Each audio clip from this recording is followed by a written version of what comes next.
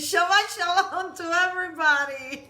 How's everybody doing on this beautiful day that we're having on Shabbat?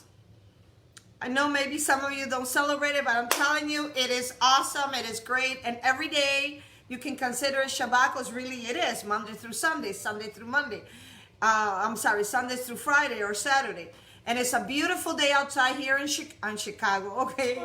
In Florida. It is beautiful, sunny, gorgeous.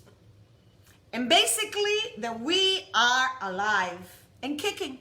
We're kicking. What that means is that it's great to be alive, that is awesome, that, you know, we're breathing, we're enjoying today, we're enjoying our family, we're enjoying the day. Whatever it was yesterday is gone. It's over with. It's no longer here. Isn't that awesome? So today is a new day. It's a bright new day. And one of the things about life that is very beautiful is to be yourself. Is to be yourself. And today I am going to talk to you about something that is very, very important.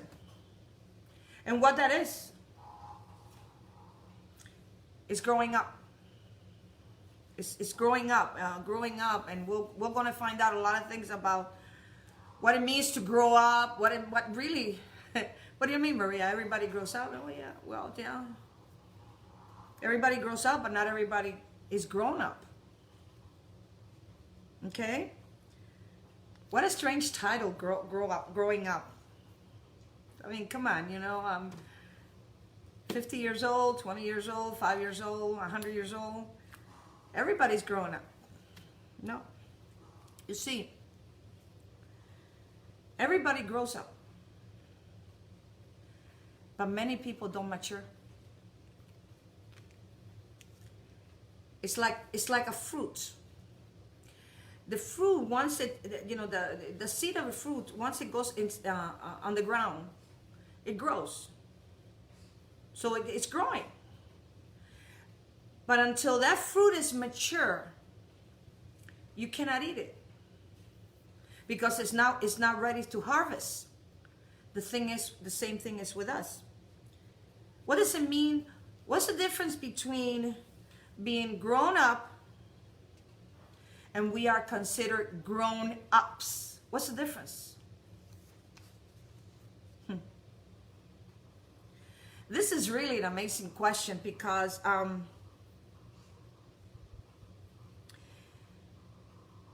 being grown up is very little to do with age and a lot to do with maturity. Which means is, when you're mature, and I'm going to go on down the list so you can understand what really the difference between one and the other is: taking decisions for ourselves and accepting the consequences, whether they are good or whether they are bad. Knowing how to enjoy responsibility, respecting others, their opinions and their judgments, accepting criticism and feedback to improve your life, because there's always more room to improvement. Doing good for the weaker section of society, whatever little way possible. Being kind and considerate to helpless, like poor beggars or homeless, the stray dog, the kitten crossing the road, and etc., and etc. Maintaining a sense of integrity wherever we go. For example, honestly, dedication, compassion. These are values admired everywhere you go. Taking ownership of responsibility for good and bad deeds. Knowing that people younger than us can actually teach us a lot of information in life. Our best teachers are children. realizing that family and relationship are way more valuable than materialistic pleasures. Appreciating what we have while striving for more. A sense of thankfulness helps a long way. Right, Israel? Of course. It's my grandson, Israel. He's 10 years old. There he is. Isn't he handsome? Yes, he is. Spreading love, kindness, smiles, and happiness, and gifts.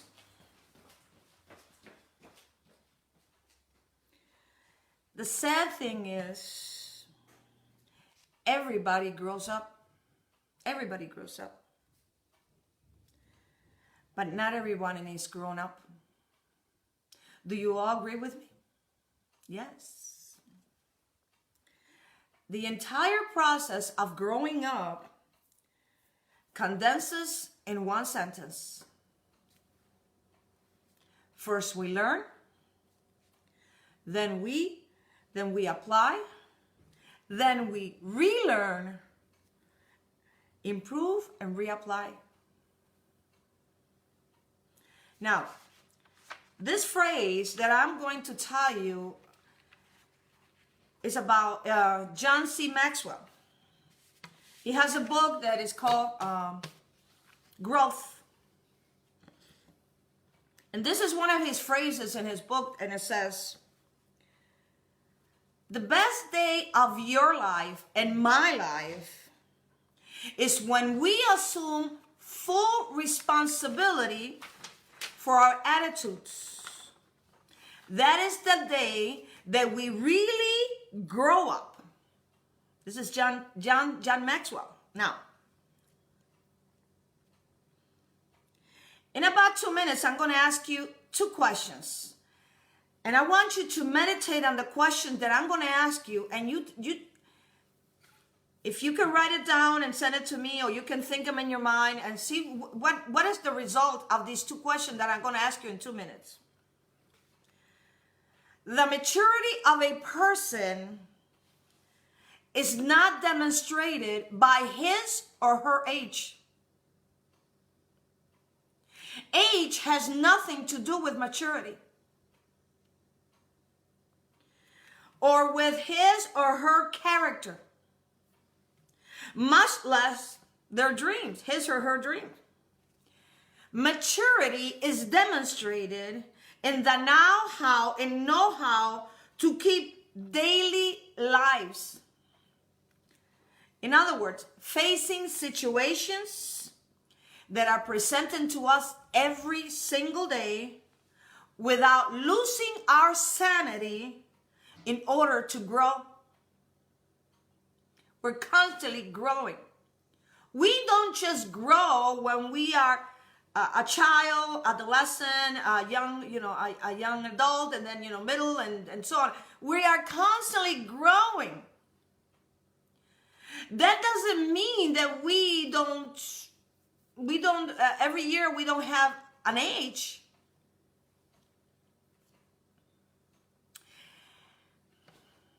Age is like wine. The longer is there, the better it is. But the problem is not the age thing. It's a mature thing. And not every adult that you see are mature.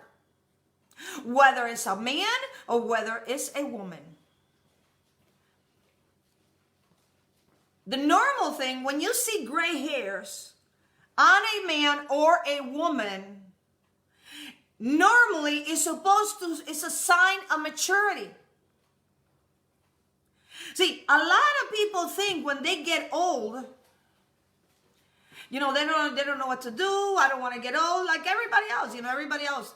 Oh, I don't want to talk about my age and this and that. Well, it's not talking about your age. It's your action speaking on your maturity. How mature are you? How mature are people that are around you? Because when you're dealing with somebody that is not mature, you're really speaking to a child. This person can be 40, 50, 60 years old, and really the way they behave is like a child. How do you speak to a child? A child is not mature. And sometimes the way children behave, they're speaking to us louder than most adults.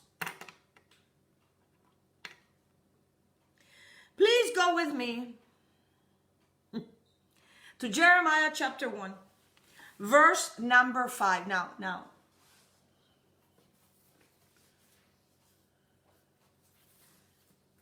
Basically speaking, maturity is only one word: responsibility. How many people that you really know today are responsible? In Jeremiah chapter 1, verse number 5, now this is when Elohim, God, said to Jeremiah, before I formed you, in verse number 5, and the word of Elohim came out to Jeremiah saying, before I formed you, verse 5, in the belly of your mother, I knew you. And before you came forth out of the womb, I sanctify you. That means I set you apart. And I ordain you to be a prophet unto the nation. And then said I. Now this is Jeremiah speaking. O Almighty One, God, behold, I cannot speak, for I am a child. Reality is, he was a child. He was a teenager. He was very young. I am a child. He was a teenager. Very young. He must have been like maybe 13, 14. But Yahweh said unto me, say not, I am a child, for you shall go to all that, and I'll send you. Whosoever I command thee, thou shalt speak. Be not afraid of their faces. This is what happens when somebody's not mature. They are afraid of life. They are afraid of responsibilities. Be not afraid of their faces, for I am with you to deliver you, says the Most High. Then Yahweh put forth his hand and touched my mouth. And the Most High said unto me, behold, I have put my words in your mouth.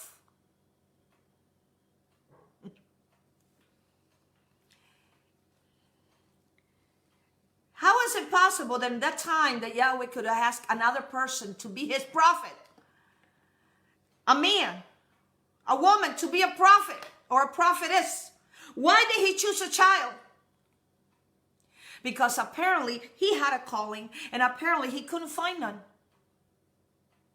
Because responsibility, let me tell you, responsibility is like a liability. You're liable for things that have been given to you. Your house, your children, your family, your job, the money that you have, the relationship that you have. It is a responsibility. Now this is him. God, Elohim said to him, and I said this day. Now this is a responsibility he gave him. I said this day. I have this day said thee, I have given you over nations, over kingdoms, to root out, to pull down, to destroy, to throw down, to build, and to plant. That's a responsibility. Don't you agree? At the age of 13, 14? How is that? Now, and he did. He was an awesome prophet. Now look at this. Responsibility is things that are given to you, sort of like they're preparing you like a test. When you're not prepared for a test in school, what happens? You fail. Excuse me? You fail. You fail. So that means when you don't prepare yourself for school, for some tests, and you fail, what happens is you don't graduate. In other words, you don't go to the next, class, the next grade. so you don't go to the next dimension. And you can be stuck in that grade for 5, 10, sometimes 20 years because you don't want to grow up. You don't want to take the test. You don't want to be responsible. A lot of people don't want to be responsible for life. Now, these are the 2 questions that I asked you before.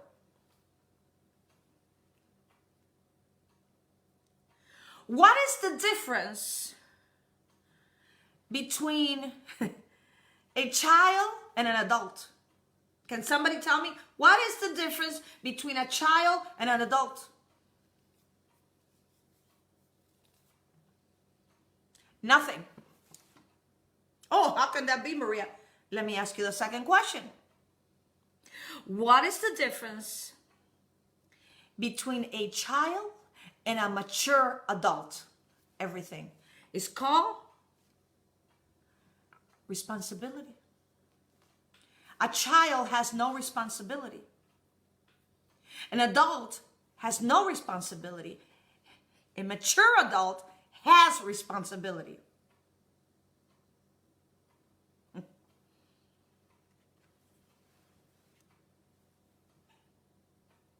Responsibility is the difference between a child and a mature adult. Not between a child and an adult. It's 2 different things. If there's no maturity in you as an adult, then you're still a child. And what happens when you're a child? You're an adult, but you're still a child. You speak like a child. You reason like a child. You tantrum like a child. You don't care as a child. You're selfish as a child. You only think of yourself as a child. But when you leave your childish ways, you become a man or you become a woman. You enter maturity. It's called life. Responsibilities.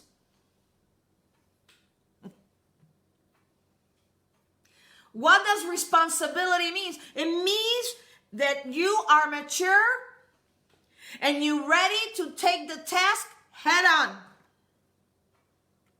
Maturity means that you have gone through a series of traits and you pass the test. The test. What kind of test? What is the test when you become when you are mature? What is the test? Responsibility.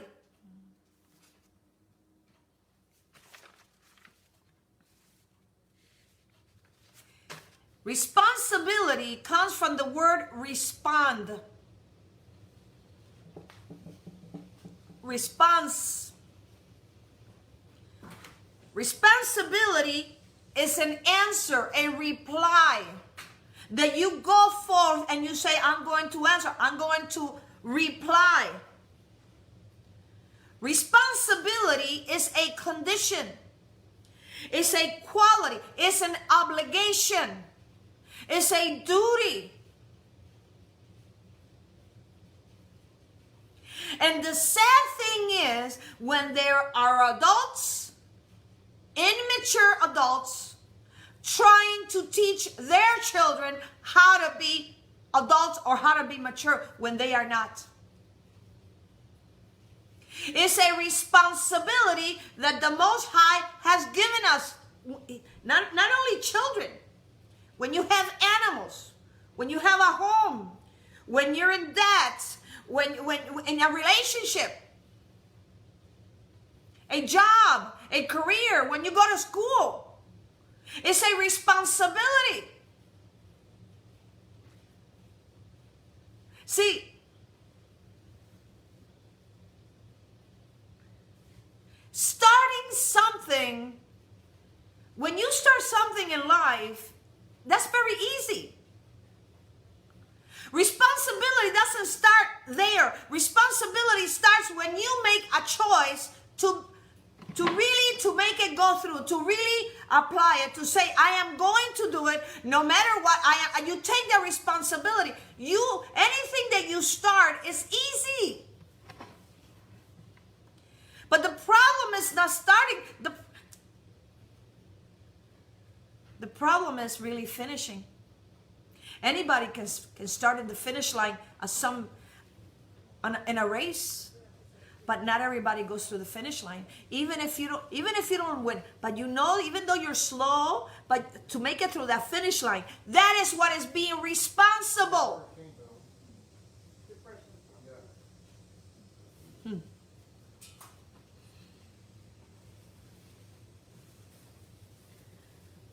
Responsibility as a mature adult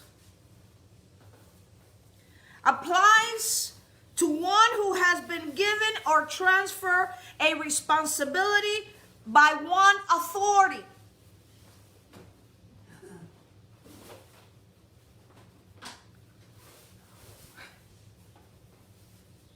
What is our responsibility as mature adults? Who has given us this authority?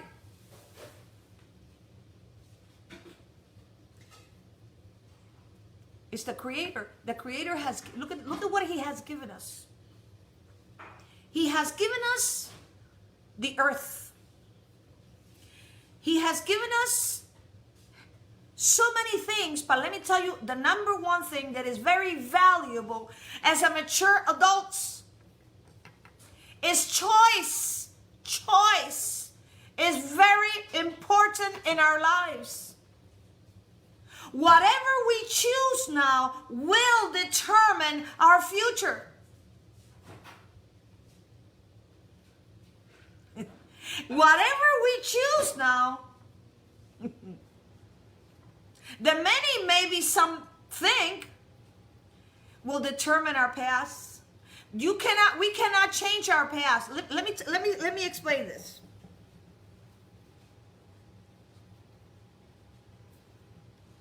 We, as human beings here on this earth, have been given the responsibility to be a mom, a dad, a daughter, a son, a friend, a doctor, a psychologist, maybe an astronaut, maybe a housewife. Whatever title we have, including the responsibility of being human.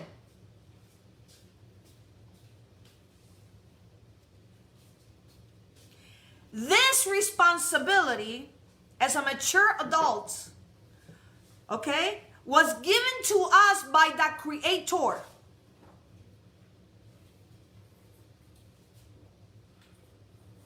When we don't comply with our responsibility here on earth and what we need to do and take care of, there's going to be a penalty that we have to pay. Because we have not fulfilled that obligation. What is the number one responsibility that we have as adults, as mature adults? What do you think is the number one responsibility that we have? Anybody? Can somebody tell me what? What was the question again? What is the number one responsibility that we have, the number one responsibility as adults, as mature adults? That's a very tough question, isn't it? Because it makes you think. You probably think, well, is to be a good parent, a good mother, maybe a good daughter, an excellent student. Well, let me tell you what He gave me. Please go with me to the book of Ecclesiastes, chapter number, Ecclesiastic,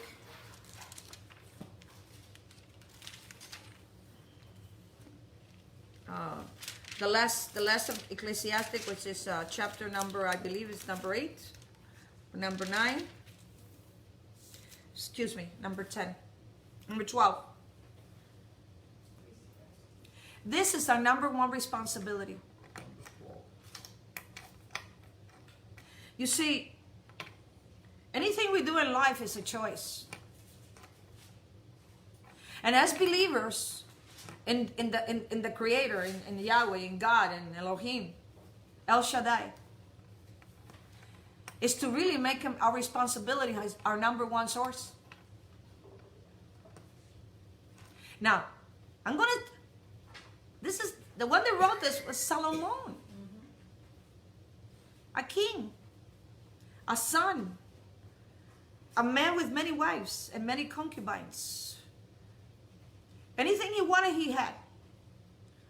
He had all the material wealth that I believe he's one of the wealthiest men that ever existed. Even have today. This is the number one responsibility that he gives mankind. All of us. Ecclesiastes chapter 12, verse number 13. Now, let us hear the conclusion of the matter.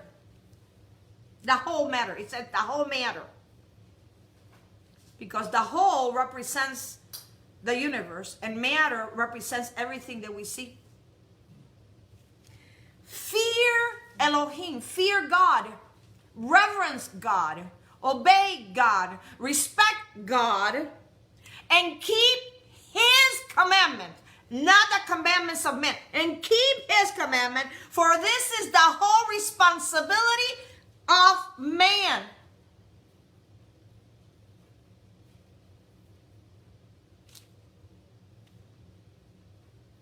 Peter Pan syndrome, men and women that don't want to grow up, they don't want to hear instructions.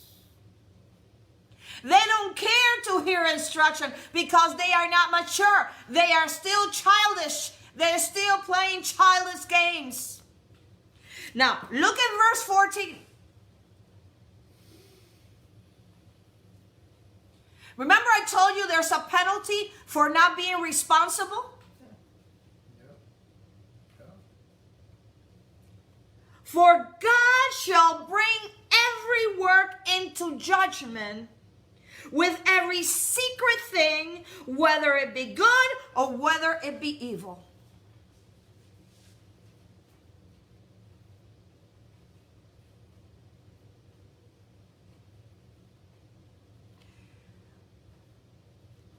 These two verses in the Bible speaks of, this is Solomon speaking because he was irresponsible.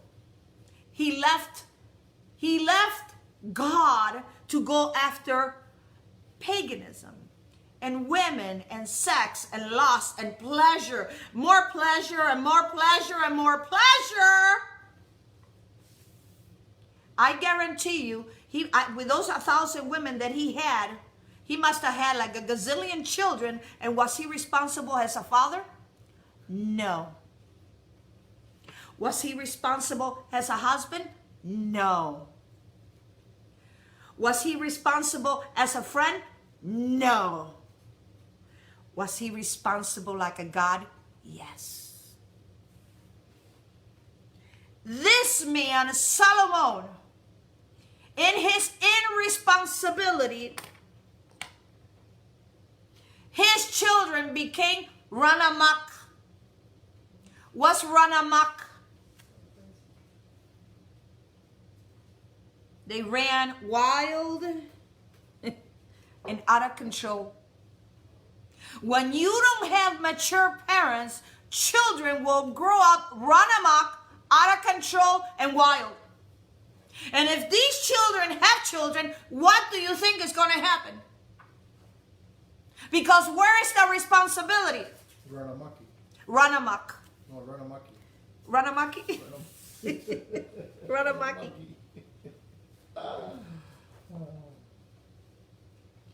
Mature adults listen to instructions because it is our responsibility as children of Elohim to listen to our Father's instruction so we can learn from Him because He is older than us. He is more mature than us. He has more experience than us. And then when we learn from his instruction, we can teach our children as mature adults how to teach our children to do the same.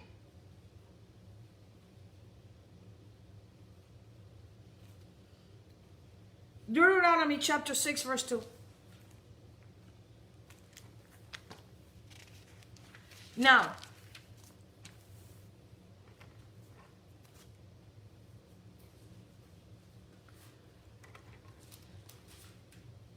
we are not born responsible.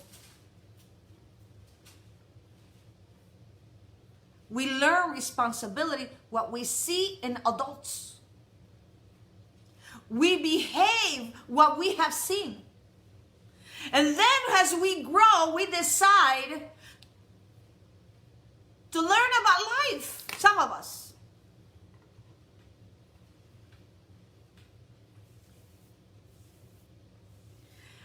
I had a fascination because I really didn't see my parents reading all the time. The Bible, I only saw my parents maybe once a year, twice a year, maybe opening the Bible when they went to church. Catholic church. Christmas And maybe Christmas and Easter. Christmas and Easter, and maybe la caridad del cobre, which some Cubans know what that is. And maybe Lazarito and all that stuff. Okay. Because in Cuba, they would, I'm not going to go into that. But so anyway, with my own personal agenda when I was growing up that I told you last week, and abuse and all that stuff, I had a desire to learn about life. So I started seeing people that read, and most people that read, I'm going to be honest with you, are Americans. The Americans are coming. I would see Americans, I would see a lot of people reading. Like when I was younger, I would go to the laundry, I would see people reading in the bus, reading in the laundromat, reading it. I would see them reading, and it caught my eye. I was young and it caught my eye. And I said, why are some people reading and some are not? And let me tell you, when I would see these people reading, they were really into reading. So that caught my eyes, and I started saying, okay, I need to do the same thing. Because there was something there that I wanted to know. What are they reading? They're so fascinated. They're so into reading. And the other people are not. Because those people that are reading, those people are learning about themselves. They're learning about others. Even whether it's fiction, non-fiction, whatever it is. They're learning about life. They're feeding their mind. Excuse me? They're feeding their mind. They're feeding their mind. People, mature adults, feed their mind with information. Adults do not. Peter Pan syndrome, and I'm going to speak to you about what is Peter Pan syndrome in a little bit. Which is our men and women, most are men, they don't want to grow up. They don't want responsibility. They want to be in Neverland all their lives with Captain Hook over there and bringing some, they don't want to grow up.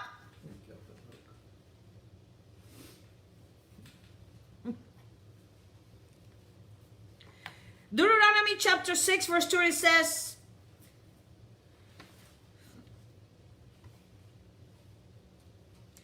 now this is Elohim talking to Moses, what he should teach the children of Israel.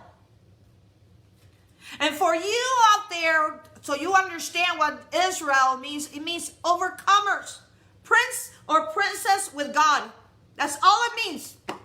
Well, I'm not Israel. Well, if you believe in Yeshua and you believe in God the Mighty One, if you believe in the Old Testament, if you believe in the New Testament, if you believe in the prophet, if you believe that Yeshua died and you're Israel.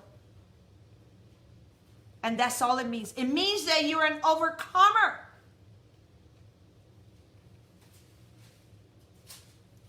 Deuteronomy chapter 6 verse 2, it says, that thou mayest fear Yahweh your Elohim, and to keep his statutes, his commandments, which I command you, that you and your sons' sons, all the days of your life, that the days be prolonged.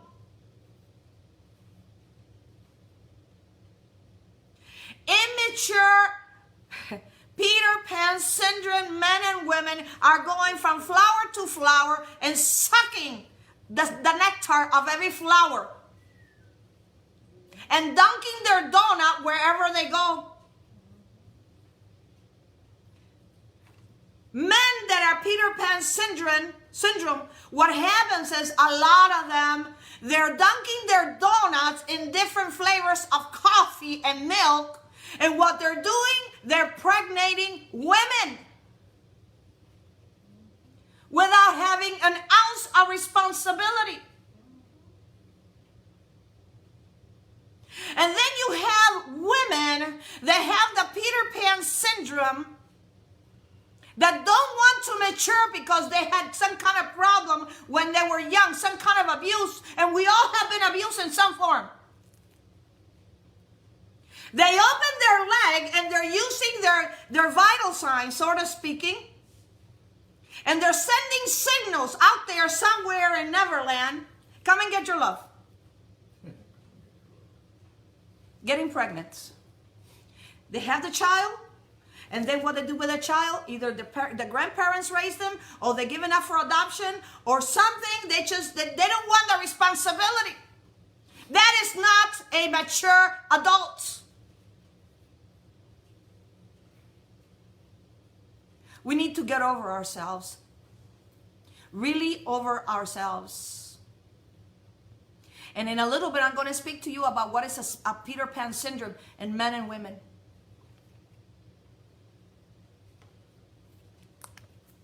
Go with me to 1 Corinthians. 1 Corinthians chapter 13.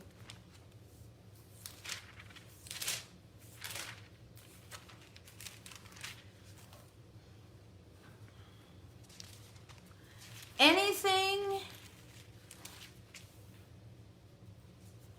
that you want in your life, it doesn't matter what it is. You have to be responsible for your actions. Because everything that we have gone through, we caused. How can I say this? I was abused. Did I cause this? No. My parents did. Because every cause has an effect. And every effect has a cause. And the curse does not come without a what? Consequence. With a consequence. Every step that we make, every words that come out of our mouth, every action that we do, everything that we think has a consequence. That's a reaction. Every action has a reaction. Every cause has an effect. Every effect has a cause. We did not cause what happened to us in abuse, but our parents affect us and cause things in us for what they did. We cause sometimes the cause and effects to others, including our lives.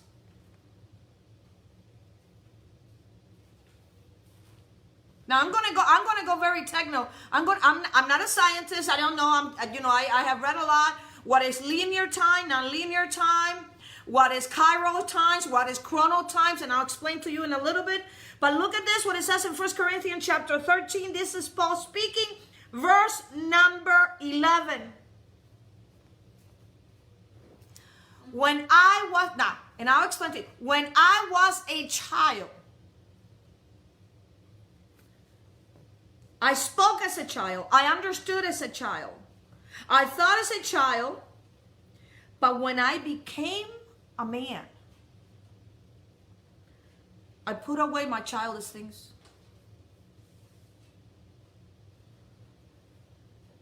Why does a grown-up like Paul, very, very knowledgeable, speak this way? Paul was a Pharisee.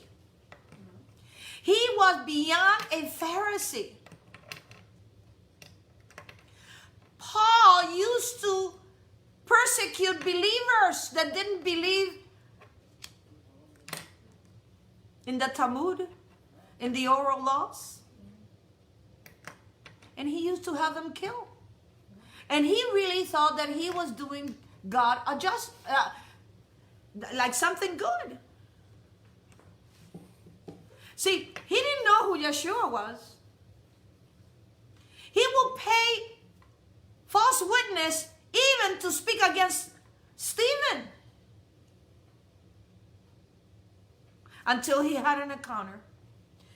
He had an encounter with Yeshua. And when he had an encounter with Yeshua, Yeshua blinded him for 3 days. And that blindness, see, sometimes we need to be blind. Sometimes we need to go to the secret closet and pray. He had an encounter with Yeshua,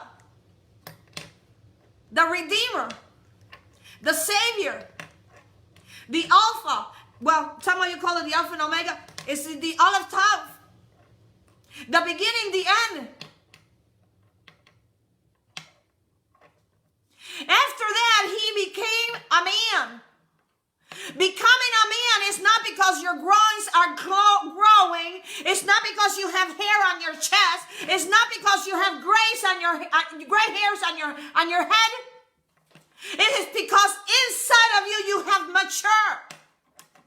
You are ready for the next responsibility.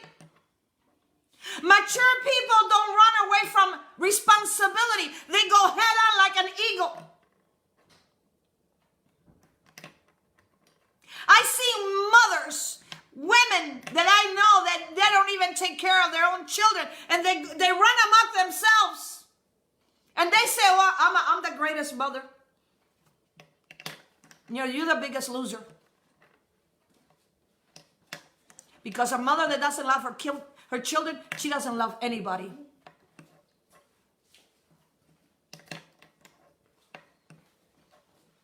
And if you really want to know what, look at animals. Look at animals. Look at mothers, animals that are mothers, how they take care of their children. Yeah. Cats taking care of their kittens. I'm sorry? Cats taking care of their kittens and dogs taking care of their puppies. Yes. Like mothers taking care of their kids, it's like dogs taking care of their puppies. Yeah. Hens taking care of their chicks. Yeah. Eagles taking care of their eaglets. Yeah. The birds bringing the food. Responsibility. Remember, as kind goes to as kind. Responsible people go to responsible people. Irresponsible people stay with irresponsible people. What is a Peter Pan syndrome? A Peter Pan syndrome are men and women that backslide back into childhood. They don't want to grow. What is a Peter Pan personality? Do you remember the movie, the cartoon Peter Pan? Yeah. That he started flying, and then he went to Neverland, and then he took Wendy and the kids, and he met Captain Hook, and he started fighting, and he started making things up with Captain Hook, and And the crocodile. I'm sorry? And the crocodile. And the crocodile and all this, and you all crocodiles, and my husband said. And Well, and Captain Hook was scared of the crocodile. That's right. That's right. Now watch this. What is a Peter Pan personality? This is referring most of the time to men and women, but most to men who does not want to enter adult life. Even though it can affect both sexes, it appears it offends most men and women.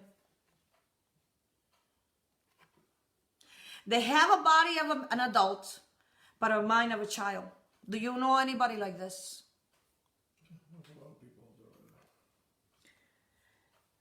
That means he does not want to work, take responsibility. He wants everyone around him to support his lifestyle. They do not want to stop being children because they don't want to be mothers or fathers. I believe that one of the biggest responsibilities in our lives is to be a parent. Don't you agree with me? Yep. And really, we do not have a handbook that says this is the way you have to do it. Even though the Bible tells you, well, you do this with your children, don't do that, but the reality is we are not giving that. And it's a full-time job to be a mother or a father, especially a mother. Don't kid yourself. Even when your children they're over the age of 18, either they went to school, they're going to work, or they are on their own, you will always be a mother. Because when your children need help, let me tell you, that's why parents are there, to help them. At least to help them so they can continue and learning responsibility. Just like Peter Pan is flying around the land of Neverland. This is a person that has a personality that's flying around with non-commitment, and non-commitment.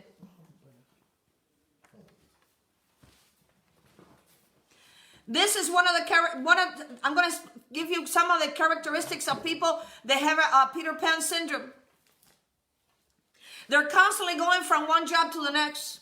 And they're always complaining they're not happy in their job. They do not do their fair share at home. A person might get married and have children, but spend most of their days playing video games while their partner works, cleans, tends to the children. This man or woman has a Peter Pan syndrome. And relying on somebody else for their financial responsibility.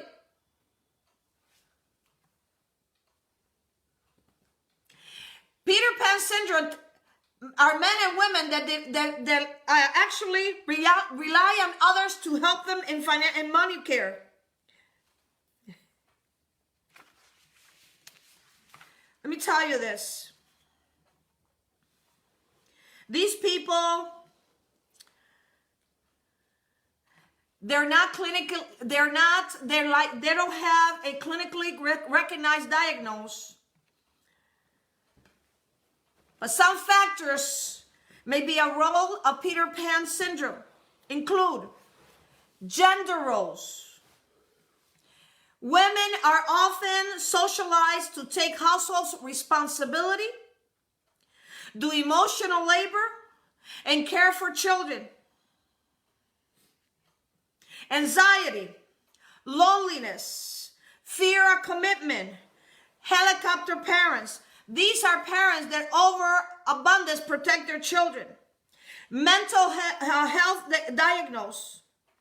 Having childish interests such as dolls and comic books does not cause Peter Pan syndrome. Instead, this syndrome is about refusal to take on responsibility and from reciprocal relationship.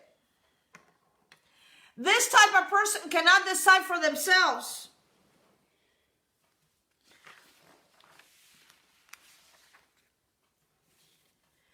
His bills are not paid.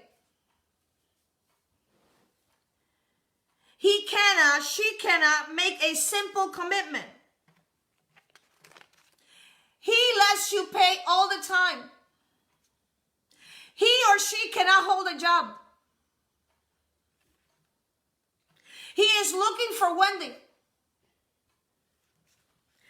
Speaking of Wendy, he is looking for her, but Wendy is not the girl he will stay with. His only intentions are to be in her life just so, he can do whatever and, whatever, no responsibility, let's have fun. He is cunning. Being an adult stresses him out. He cannot handle conflicts.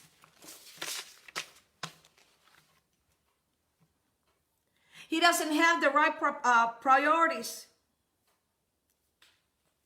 He leaves you alone when you most need him because you are not that important to him. His desires and his wants is more important than hers. He will procrastinate and make excuses to why he cannot do it.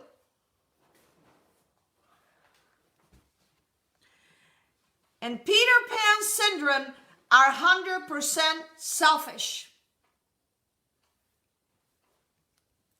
Here's the truth. A man with a Peter Pan syndrome personality thinks that if it's not important to him, whatever the situation is, it isn't important at all. Ladies out there, how would you like to be married to, or maybe have a relationship with this kind of man? Does this turn you on? Is this the Hercules? Is this the Tarzan? Is this the Incredible Hulk in your life? Is this the man that you say, I love him, I'm in love with him, he's so nice? Did you see the Jungle Book? He seems like what? The Jungle Book? The Jungle Book. He seems like a Jungle Book, says my grandson. Even when you're already a couple, you have no one to share responsibility with. The only one that you can count on is yourself when you have a relationship with a man or a woman that has this kind of Peter Pan syndrome. Now,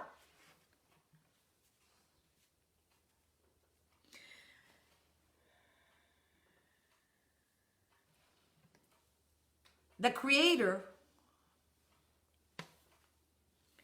mandates that we take full responsibility for our life.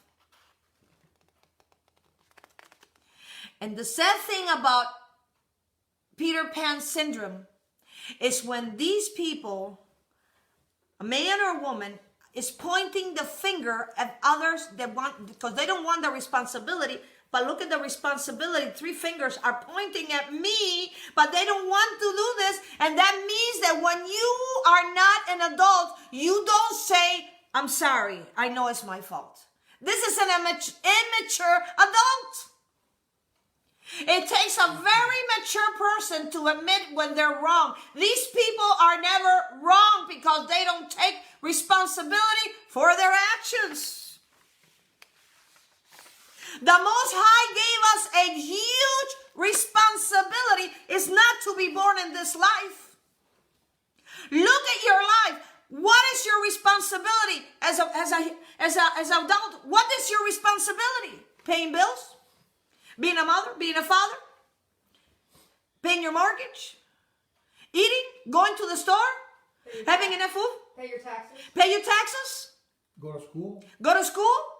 Go to and college. pay more taxes. And pay more taxes? Go to college. Go to college? Get a car. Get a car? Get in debt. Get in debt? Pay off your debt. Pay up to debts? Getting a house. Get your house? That's a lot. Furniture. Huh? Getting furniture. Getting furniture? But guess what all of you are forgetting? Our responsibility to the Creator. Fear God and keep His commandments. If we don't know how to be responsible with Him as children, because He calls us children, how can we think that our children are going to be responsible to us, that we are going to be responsible to our children when we are not even responsible as children to our Father in heaven? We talk about him. Excuse me? We talk about him. We talk about Him, But we don't fear him. but we don't fear Him. And we don't even reverence. We don't reverence Him. That is what Solomon said. What is the conclusion of the matter? Yeah. True. Fear, reverence, respect, obey your Creator and His commandments, because this is the whole duty. The word duty means responsibility of man. Not knowing at the end you're going to die. Not knowing at the end you're going to die. And you're going to meet him. You know why? Exactly. You know why? What are you going to do? He says, don't do things out of your own understanding. The Bible Bible and His Word are lessons of golden nuggets. Golden nuggets. Excuse me?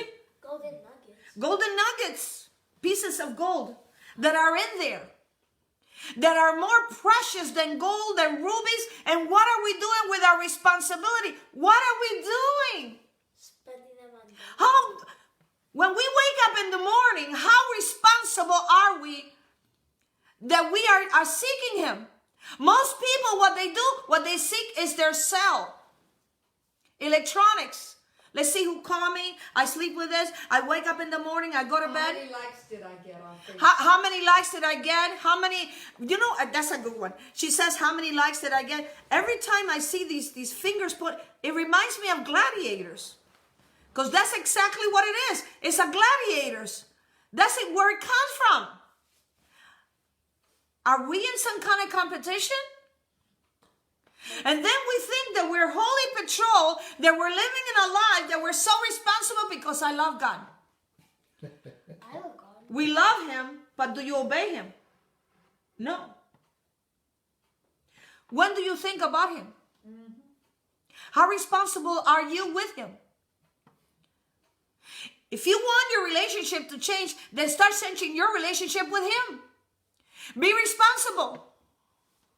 Be committed. As a child of the Most High. He has look at everything He has given us. He is so responsible. Look at this, how responsible He is. He is so responsible because He is mature. He is the Creator. He is awesome. He has given us an earth. And He loves us so much. And His responsibility, look at what He does. He sends rain in season and out of season. The sun comes up every single day. The moon comes out. Constantly. Vegetables and flowers and fruits. And it grows out of the earth. Not only for us, but for animals. He says, this is my earth. I am responsible for who I created. I am responsible, but I need to teach my responsibility to mankind. And what are we doing? We're destroying the earth. Because we don't want responsibility. Because it's too much to handle. Too much stress. Who told you this? He did not give you a mind for you to just wonder. He gave you His image, His likeness, so you can take care and be responsible for everything you have. Because reality is, and I've spoken this many times, we don't take nothing with us. And everything that we have comes from Him. But how thankful are we? Do we thank Him?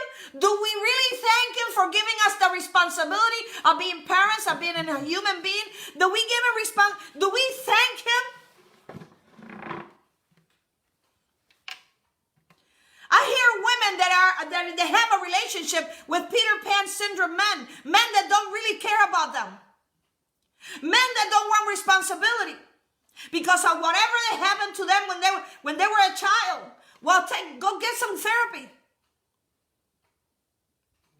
Every problem has a solution. Every action has a reaction. Every cause has an effect, and every effect has a cause. Either you fight or you flight. That's all it is. And what is responsibility? When you don't know something, we have loads and loads and loads of information that you can grasp and you can learn how to be responsible. What is being responsible? Let me tell you what it is. When you dress up in the morning, you do not put your shoes and then you put your socks. What? You put your socks and then you put your shoes. Responsibility, order. It's called order. People that are not responsible are not in order. They're chaotic. Run amok.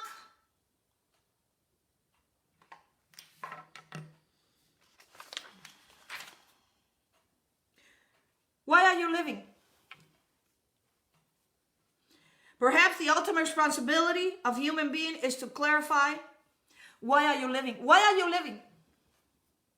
What is your mission statement of life?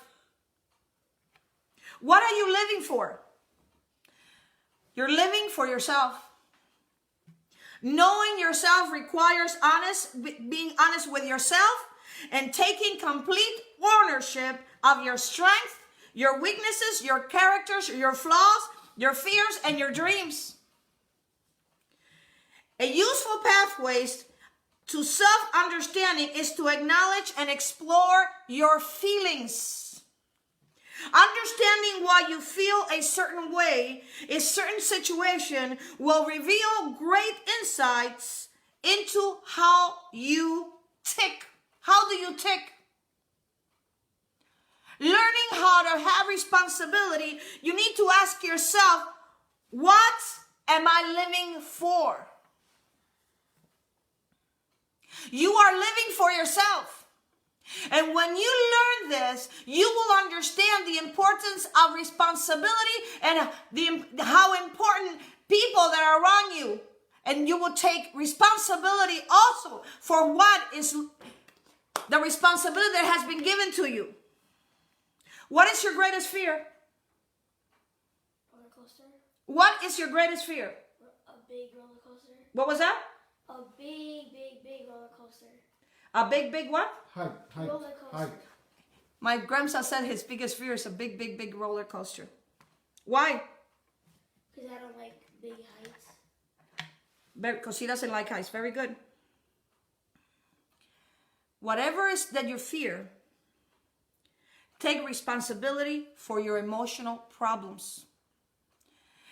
Men and women that have Peter Pan syndrome have emotional problems.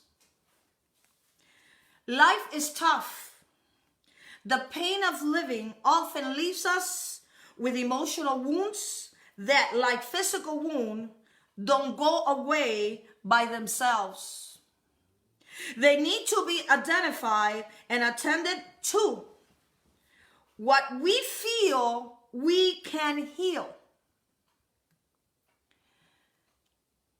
What we dismiss persists.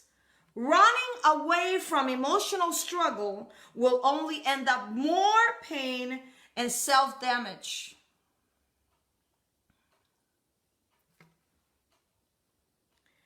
Peter Pan syndromes are men and women that are scared of life, scared of responsibility, scared to not be good enough, scared to have that responsibility because maybe they were never taught. Maybe the abuse they went through. But I can tell you that you can overcome them because you are Israel, overcomer. You are a prince with Yahweh, a princess with Yahweh. Question. What painful issue have you been avoiding facing head on?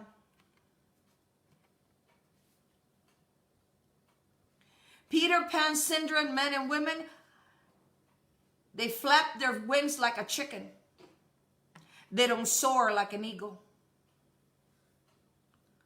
An eagle's responsibility is to confront the storm that's coming head on. Chicken flap their wings and make a lot of sound.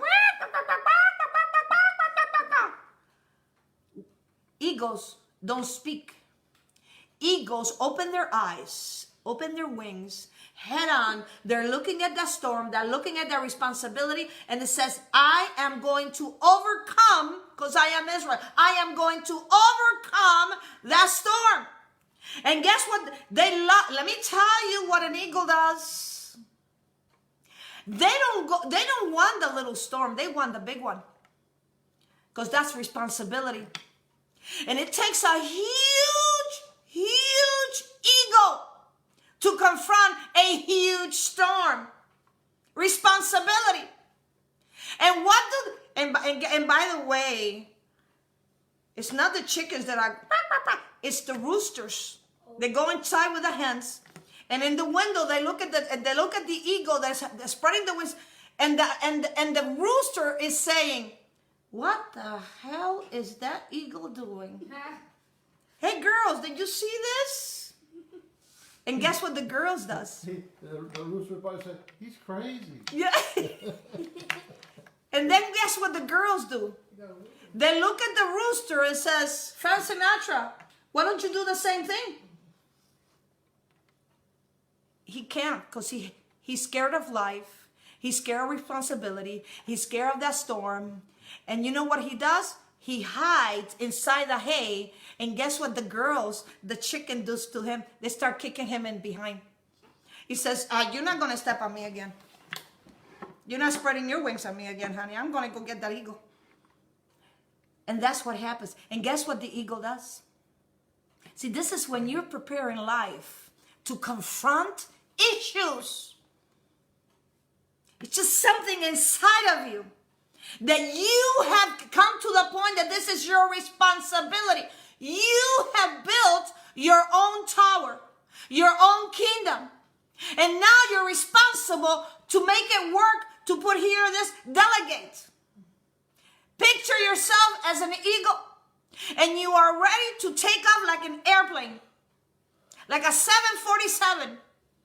And no matter how much is hailing, no matter what the storm, no matter how dark it is, no matter how much the clouds, no matter how much is raining, no matter how much the lightning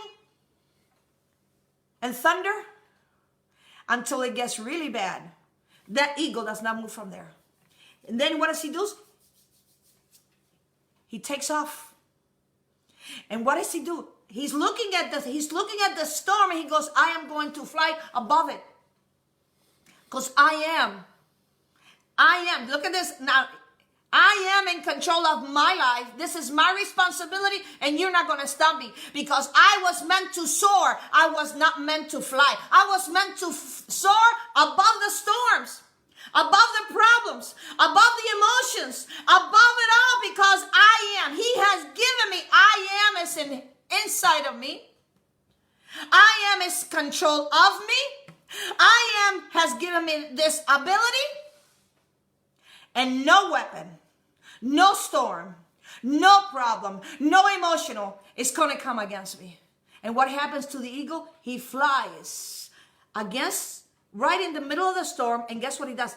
He soars. He flies above where the sun is. And this is what happens when there is a mature adult.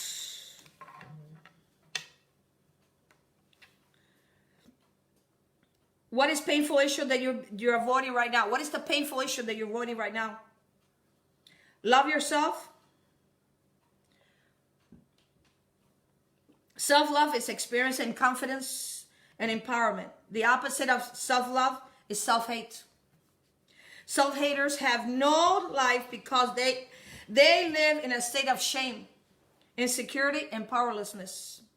No matter how much you suffer from diminished or damaged self-worth, it is absolutely important upon you to find a way to love yourself. Peter Pan did not love himself. And I'm not saying this in a prideful way. People who love themselves are more successful in every area of life. Elohim, God invested in each and every one of us a sacred, a holy soul, bursting with goodness, potential for growth. Tap into your talent powers. Because the day we die, we don't grow anymore. And we're not meant to stay still. Yes. And never give up life. And never give up on life. You're right, Papito. Yes. I'm going to ask you one question. Describe 3 virtues that you have. What are 3 powers that you have? Emotion. What? Emotion. Emotions. That's one of them. And what else? Look at that. There's adults here, and the only one that's talking is the little kid. How is that? We need to learn how to be kids. Describe 3 powers you have. He says emotions. 3 virtues? I'm sorry? Would you say 3 virtues? 3 virtues you have within yourself. Emotions is one of them. Love is another one. What is another one? What is another A one? will. Excuse me? A will? A will? Okay, very good. It's a will. Compassion. Excuse me? Compassion. Compassion? Oh my God. You're so right. All of them are right. But let me tell you the biggest one. It's the one he said, the will. Time does not exist. Yeah. It does not exist. Yeah. There's either Chronos time or Kairos time. Chronos time is the 24 hours in the clock. And Kairos time is the time in your soul. What does that mean?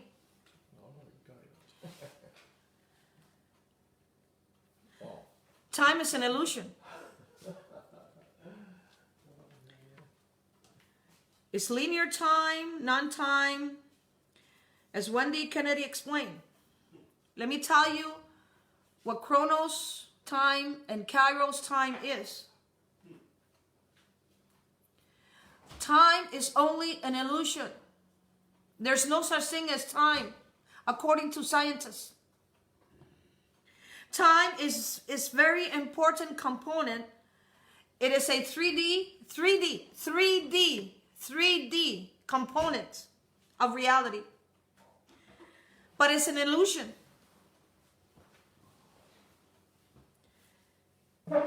That does not exist in any dimension. The only time is it's a series of now moments that we string together as time, according to Wendy Kennedy. Listen very carefully, according to Wendy. And I'm not talking about Peter Pan. What you perceive to be your future is based upon an agreed upon set of circumstances that are occurring in your moment time. That you will assign and value the next now moments in your past. Now, I'm going to have to let you go, but let me just phrase it a little bit. The importance of will. That is the most powerful virtue we have inside of us. And it's called the power to choose. This 3D reality that Wendy Kennedy speaks about is the past, the present, and the future. What does that mean? Okay. Because I have to go with you guys, but let me explain just a little bit. Picture a Christmas tree with the lights. You know how it has the lights? Yeah. Okay? It has a lights. Okay. Haven't you noticed, like when you have the string of lights for 2 years, when you put it in the Christmas tree, some lights are working and some lights are not? Yes. Okay. They go out. When you take the string of lights and you're going to put the Christmas tree away, what happens? You begin to do what, like a ball. Yeah. Well, this ball of lights is what she calls the 3Ds reality in our minds. Past, present, and future. And when you put the lights again on the Christmas trees next year, what happens? Some are working and some are not. And some are blinking and some are not. Yeah. Okay? What does that mean? It's called linear time and non-linear time. What does that mean? It means that this string of light that goes on the Christmas tree is an illusion of time. There's a choice. There's a choice of point. There's a path that you took. And there's an alternate. This is the only way I can explain it, because I'm going to go on the board and explain it to them a little bit more detail.